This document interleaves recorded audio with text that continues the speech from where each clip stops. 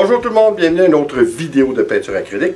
Comme vous voyez, j'ai mon assistant Whisky avec moi. Il n'est pas très collaborateur. Par contre, c'est pas le meilleur peintre ou avec la meilleure rétention de vouloir faire quelque chose. Mais évidemment, c'est un petit bébé. Puis écoutez, il est tout le temps avec nous. C'est drôle quand il est dans le studio. Il veut voir partout.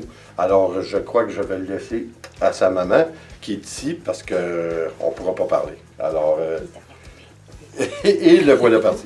Écoutez, cette fois, on va faire quelque chose de spécial qu'on n'a jamais fait. On a fait des choses avec des égouttoirs, on a fait toutes sortes de choses.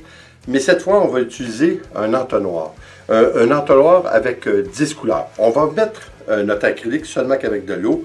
Par contre, cette fois-ci, je vais la rendre très fluide. Alors, je vais mettre beaucoup d'eau.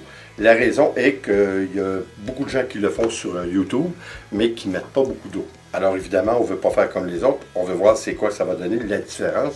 C'est ce qu'on va faire. Et alors, on va essayer ça, puis on revient pour le mot de la fin. On y va?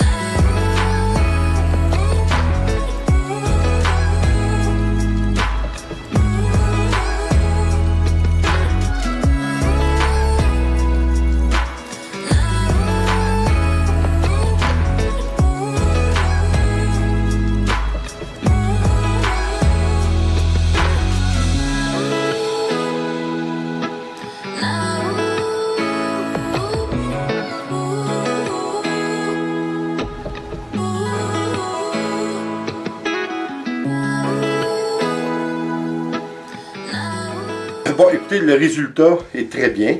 J'ai pas eu beaucoup d'aide de whisky, ça c'est clair. Peut-être j'aurais eu besoin d'un petit verre de whisky, mais ça c'est une autre affaire.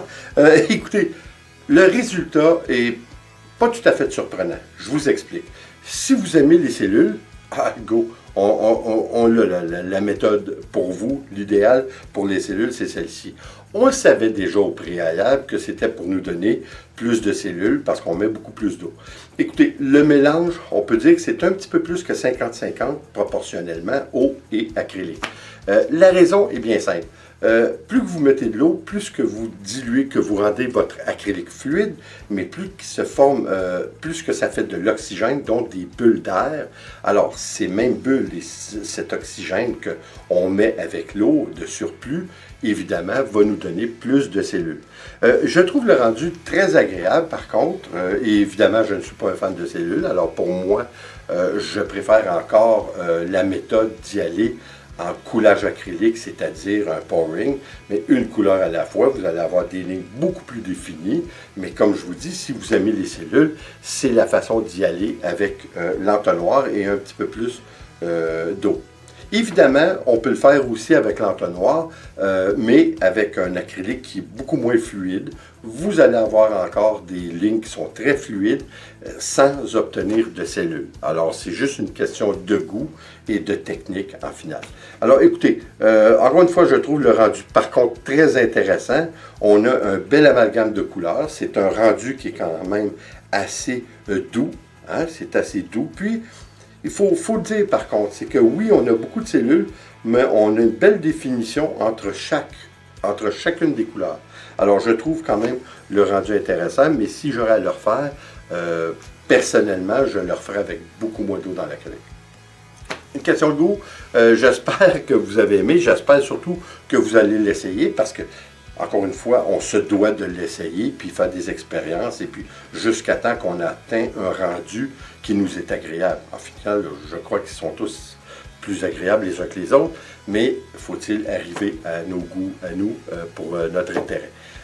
Écoutez, merci d'être là. Et puis, Whisky vous fait dire bonjour. Et comme toujours, s'il vous plaît, abonnez-vous, laissez un commentaire et partagez. C'est toujours apprécié. On se revoit, prochaine vidéo. Attention à vous. Ciao.